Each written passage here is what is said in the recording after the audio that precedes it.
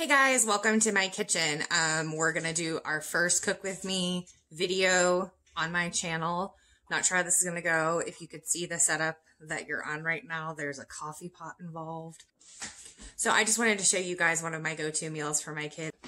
It only requires 3 ingredients and about 20 minutes to make from beginning to end. I've already got some rice going in my rice maker. You can probably hear my dog having his dinner. We're going to go ahead and get started.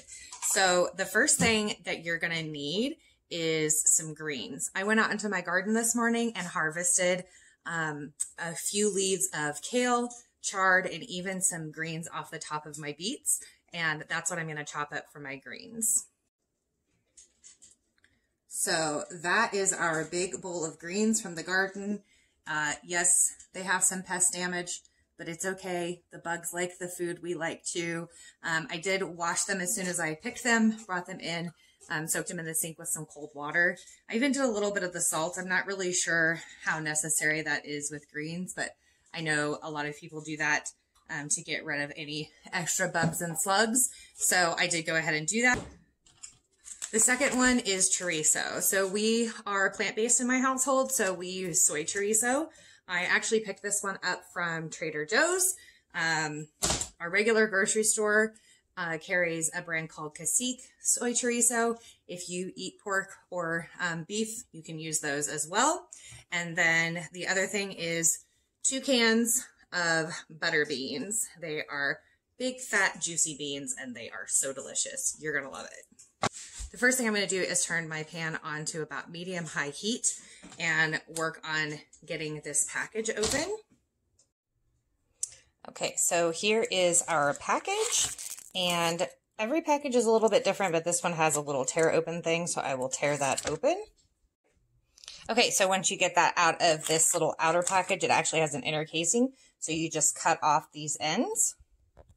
We got it out of that outer casing. I cut off both ends. It just makes it a little bit easier. And our pan's been heating up for a little bit. Might not be quite hot enough, but that's okay. So all you're going to do is just squeeze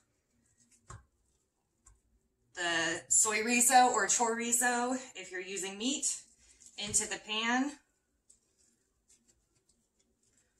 It's usually really messy. Make sure you wash your hands.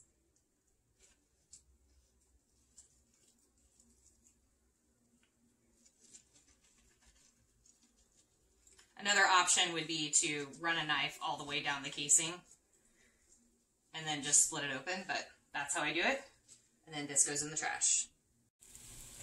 Okay, so now we have all of that into the pan, and you're just going to break it up. I like to use bamboo or wooden tools to just get it nice and broken up. You'll notice some brands have a lot more oil in them. This one is a lot lower on the oil content, so you may feel tempted to put oil in the pan. I would suggest not doing that until you get it out and you see what the consistency is. And if you feel like you need to add a little bit, you can. But just kind of spread that out. And while that's cooking, we are going to chop up our kale. Okay, so we have this big, lovely assortment of greens. We're basically just going to pile them up and really rough chop them. You can stack the leaves, you can cut them into cute little cubes, you can roll them together and do like a chiffonade. You just like roll it up and run it really sliced up. But I have found that because this is like a really quick and easy dish, just get it chopped up the best that you can. It's going to wilt down in the final dish, so consistency and the size isn't really that big of an issue.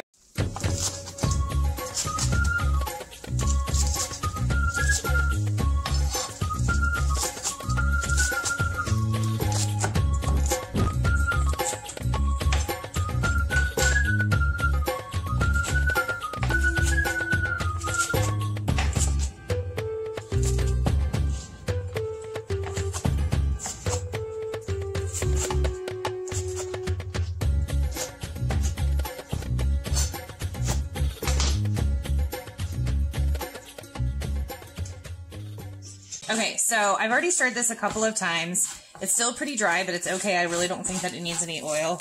One of my big goals for next year is to switch our household over to ceramic and cast iron cookware.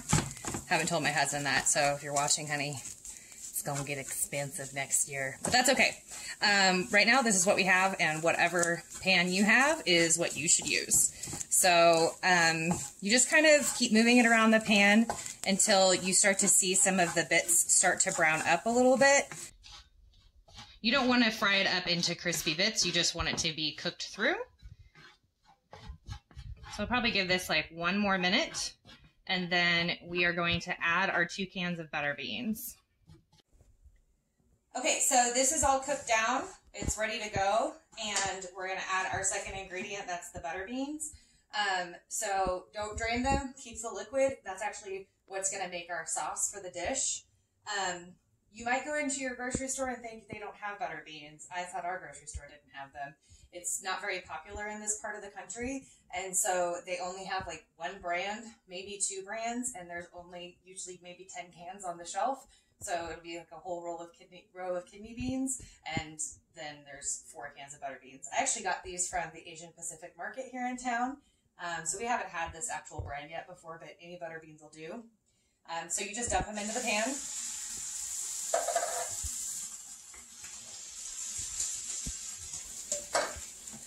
And mix them around so they get nice and coated with the chorizo, or soy riso in our case. We're going to turn the heat up just a little bit more to like medium-high. We want it to get nice and bubbling. Okay, so something like that. And then we're going to take our greens that we very roughly chopped up. This might take 2 rounds. We'll see if they'll all fit.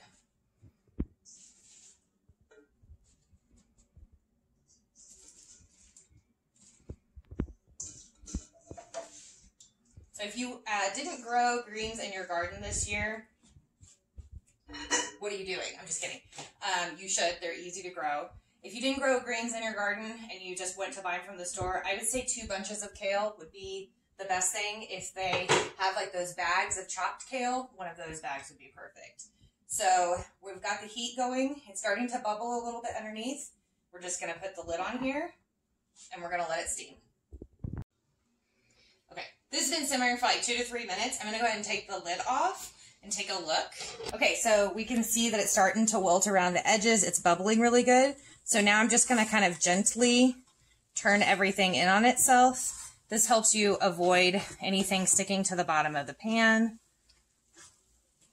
and starts getting more heat on the rest of those greens so they can finish cooking down.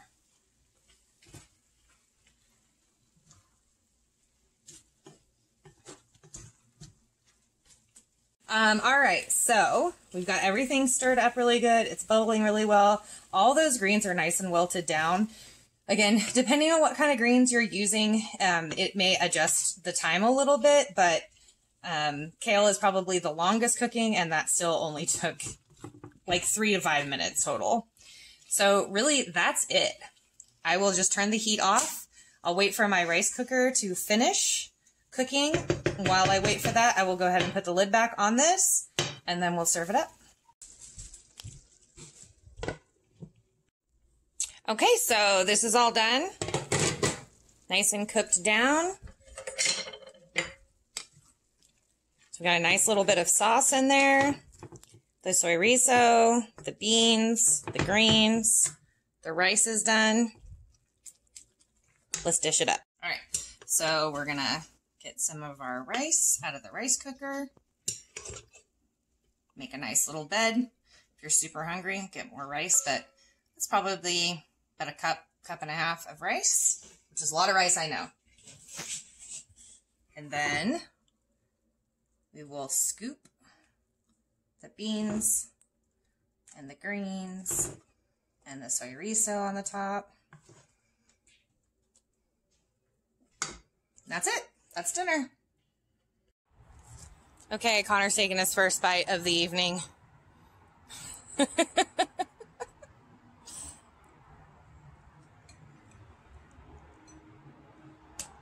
Hot. Delicious, but hot. Thumbs up.